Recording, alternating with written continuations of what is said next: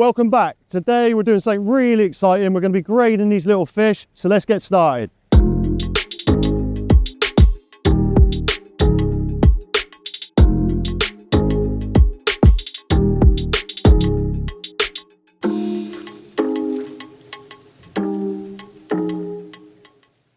Grading is going to be sorting these fish by size. We've got an apex predator here, and physiologically they're changing all the time. We're going to net these fish into buckets of water so we don't stress them out too much. We'll get them over there and get through the process as quick as we can, get them back on the feed and keep them growing. Fish come in all different shapes and sizes, okay? So within the community, I've got big ones, I've got small ones. That's all natural. But what I need to do at this point is separate those guys so they can grow in communities of similar size. What's going to happen if I leave these guys be is the larger ones are going to slowly but surely intimidate the smaller ones, and that's not good for productivity of the farms. So every community of fish that comes through the hatchery is completely different. The bigger percentage of the community are the same size. So today I'm going to be separating the little guys from the bigger community of larger guys. So just like children, if you've got loads of big ones around a small one, the small one's going to get intimidated. But in the case of these guys, they're predators. That small one's going to get bullied to the point they're going to probably eat it. These guys are really aggressive predators.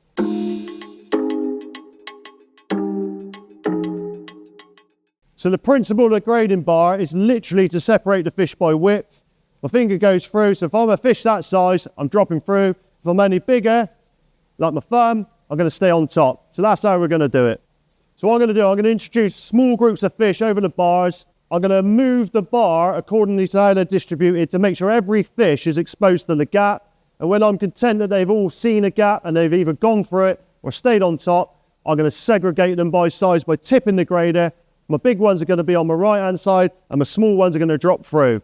We do it methodically. We take our time, a bit like making a cup of tea. If someone else was to stand there and grade the fish, they get a slightly different result to myself. For me, everything's about limiting stress. So I've got the fish directly in front of me. They're going to very quickly come over here. Everything's in water. I'm going to move them nice and sharply, and before they know it, the job's done.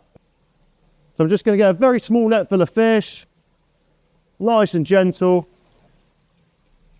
You don't want too many because they won't grade properly. I want every fish to see a gap in the bar as quickly as possible. And hold my net by the hem on the outside. That way I'm never going to damage a fish with my fingers.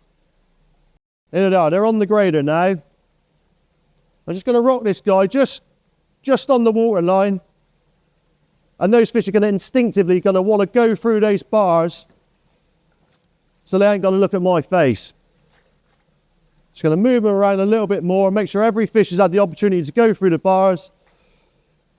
I say I'm watching all the time. It's really important that I'm watching and making sure that this is efficient.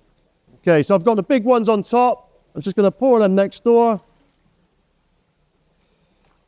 Okay, and the little guys have dropped through. So you'll be able to see very easily now, we've got a very small community of small ones, and the majority have gone up there with larger stock.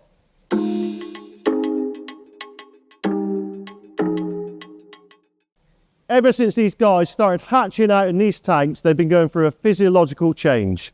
We call this ossification. Ossification is the transition from that skeletal scaffold framework that's made up at the start of mostly cartilage, and we're transitioning to a bone formation, okay? It's going to happen right through the juvenile stages of their lives. Those calcium deposits are going to slowly but surely replace the cartilage in this framework, and we're going to get more and more bone density. At this point, we're going to see that profoundly in the jaw, the skull, and ultimately the teeth. Not only are we grading them for efficiency on the farm, but I'm also fully aware that these guys now are very capable of damaging each other.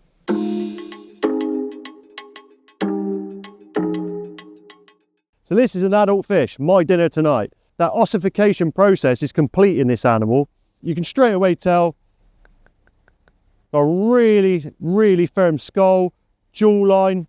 All the fins have got their own skeletal framework. So that scaffolding framework I was talking about is all had those calcium deposits laid down, and we've got bones now, effectively. This is an apex predator. It's the wolf of the river, okay? So when I'm keeping communities of predators together, and I've got to be aware of all this stuff that's going on. got a full set of canines all round the jaw, top and bottom, and inside it's got teeth for gripping onto prey. They'll be in the roof of the mouth and sometimes on the tongue. And it's built to survive by predating on everything and anything from other trout, other fish species, invertebrates, amphibians. So if this guy gets hold of one of its peers in my ponds, it's going to damage its fins, it's going to cause secondary infections, it's going to cause me problems.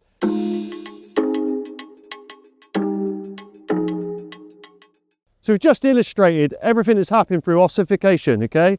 So you've got a predator, it's got a really dense bone structure in its skull, its jaw, it's rock hard in there. So for an angler, when you catch it, you've got to penetrate that with your hook. Spend a couple of quid, get yourself a hook sharpener, check your hooks before you cast out.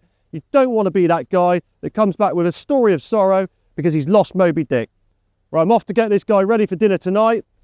Stay tuned for next time. I'm going to get the microscope out and have a really in-depth look at some of the features of a trout, what makes it the wolf of the river. It's going to be really interesting. Hit subscribe and we'll see you then.